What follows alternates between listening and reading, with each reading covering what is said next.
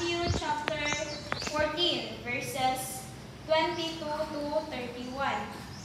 Again, Matthew chapter 14, verses 22 to 31. So, uluhan ni diri og Jesus walks on the water. So, sundar ako ninyo samtang ako ni nga basahon. Immediately, Jesus made the disciple get into the boat and go on ahead of him to the other side while he dismissed the crowd. After he had dismissed them, he went up on a mountainside by himself to pray.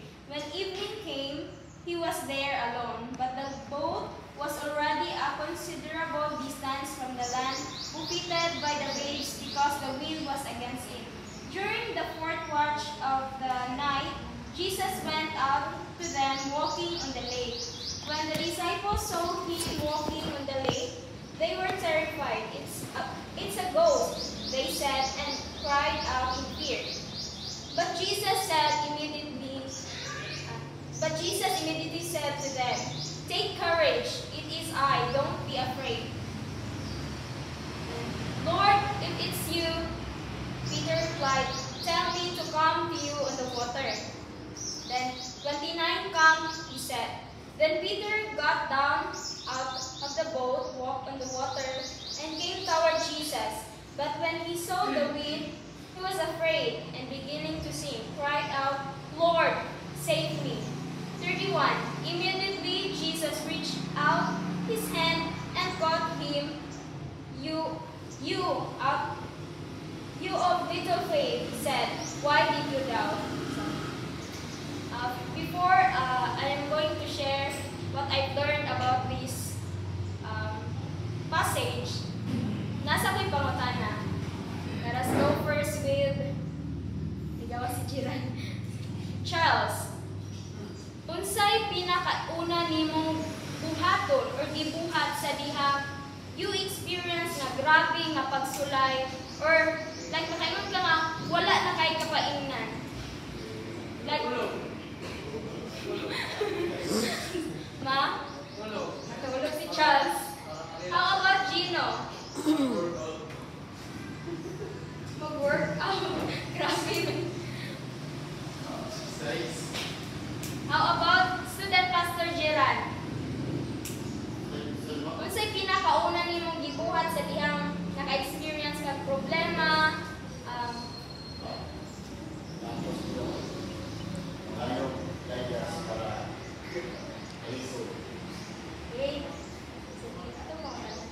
Si Kurt, unsay pinakauna nimong gibuhat sa dihang naa ka sa grabe nga pagsulay?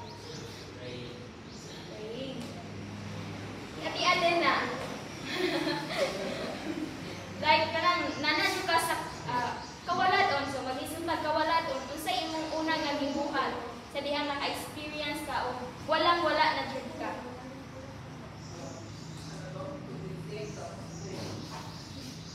Kay si Arnel. Nag-shock siya kabalos kamutan.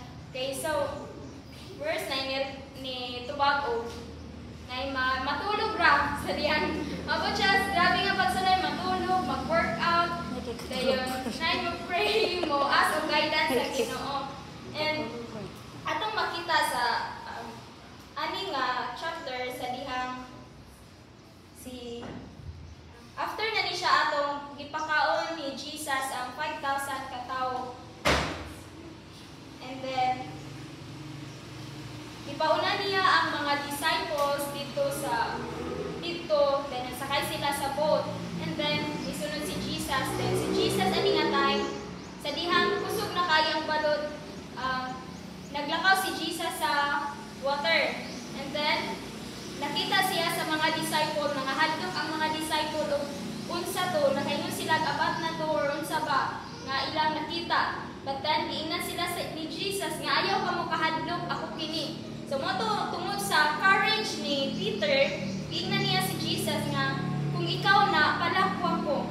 Makita na to sa kinabuhi ni Peter ang pagka kanaganing naadto siya isog nga character. Bisan og nakita niya nga grabe na di ato nga balod, grabe na nga storm ato nga panahon na. But then siya courage nga mulakaw. Tungod kay nagtuo siya nga ang magbalakaw niya si Jesus. So, sa dihang nakalakaw na siya, tungod kay nakafocus siya sa grabe nga mga balod, grabe nga storms, grabe na nga hangin, kusog na kaayo, nagkahinay siya kaunlod. Tungod kay nalimot siya nga ang nagbalakaw niya is si Jesus. So, nagkahinay siya kaunlod, and then, ang una niyang isampit is ang Ginoo. So, wala siya nagsalig sa iyang kaugalingong abilidad na sayta na he is a fisherman. Of course, ang fisherman dili na or kana ang fisherman kabalo gina mulangoy. Kabalo ta nga na ay abilidad ang mga fisherman nga mulangoy. But then Peter wala siya nagsalig sa iyang pagka maayo nga mulangoy kay kabalo siya sa iyang kaugalingon nga kung langoyon niya to kapuyon ra siya. Nasayod siya nga ang Ginoo kaya kayo siya nga hawason ato nga sitwasyon. Next is na siya mga kauban atong panahon na dili lang to siya. Pero wala gihapon siya nitawag nga, uy, tabangi ko ninyo kay ngani nalunod na ko. Pero ang ano niyang isampit is si Jesus. And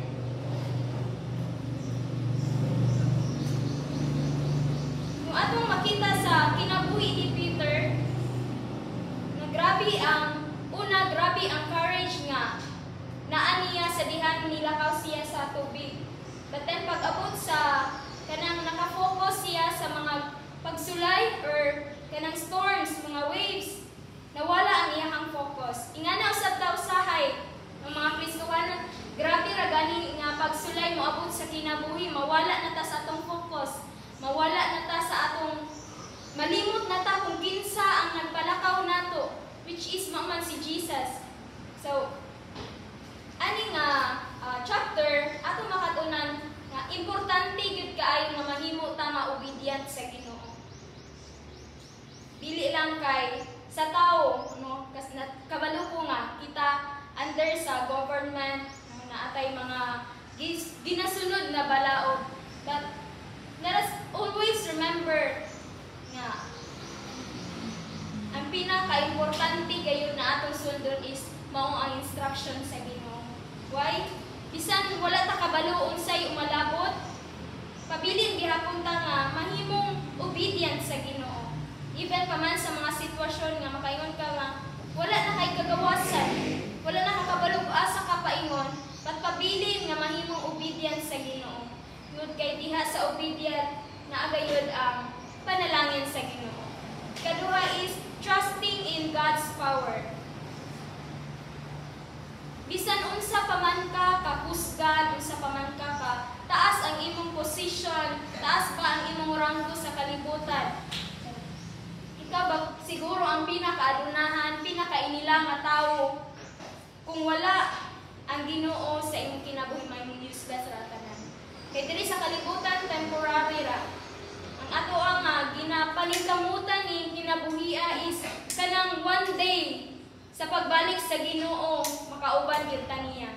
So, let us not trust in our own ability like Peter. Wala siya nisalig sa iyang kaugalingon nga abilidad, but nisalig siya sa kakayahan sa Ginoo nga kaya siya nga luwason ato nga sitwasyon.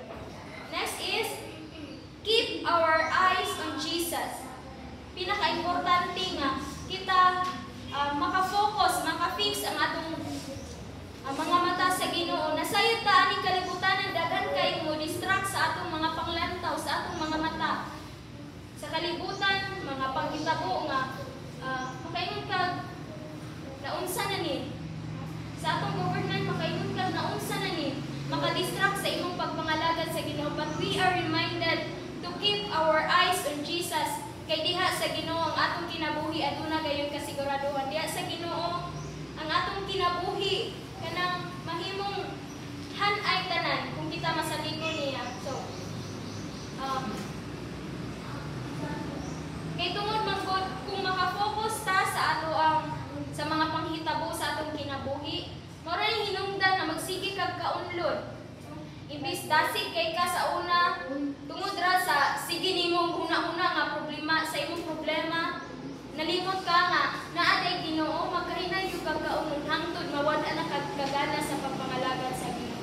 So, pahinumdum rani sa matag usa ka nato nga naman tay Ginoo ato magisalig man ta sa Ginoo ato magidawat ang Ginoo dili nato siya kalimtan sa panahon nga walang wala na ta dili nato himuon ba nga last option na lang si Lord. Daghan kayong nahitabo nga sa panahon ra sa problema mo tawag og Ginoo. Sa panahon sa kadagaya nalimtan ang Ginoo ka kapaharuhay sa kinabuhi sa kalibutan. Pero sa panahon nga problema do pa usa pa mutawag og Ginoo. So let us not make God as our kanang emergency ra gani pang emergency ra sa matag karon og unya atong hinumduman ang Ginoo.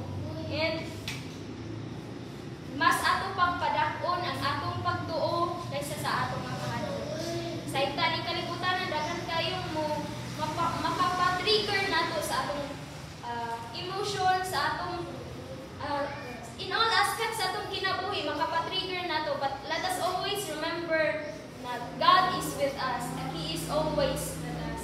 And that's the word of God. Let us pray. Father God in heaven, salamat Ginoo sa imong mga pulong. Salamat o Diyos sa pagpahinumdum sa matag usa ka namo. And help us, Father, to fix our eyes on you. Help us, Ginoo, nga sa among pagkinabuhi, Ginoo, ikaw among sentro, Father God, dili lamang sa mga sitwasyon nga sayon, kundi sa matag sitwasyon sa among kinabuhi, Ginoo, Lord God. Dalayon ka, padayon ka, Ginoo, nga mag-iusa sa among kasing-kasing, sa pagdayeg, sa paghimaya sa imong buhi nga pangalan. Dalayon ka sa walang katapusan in Jesus.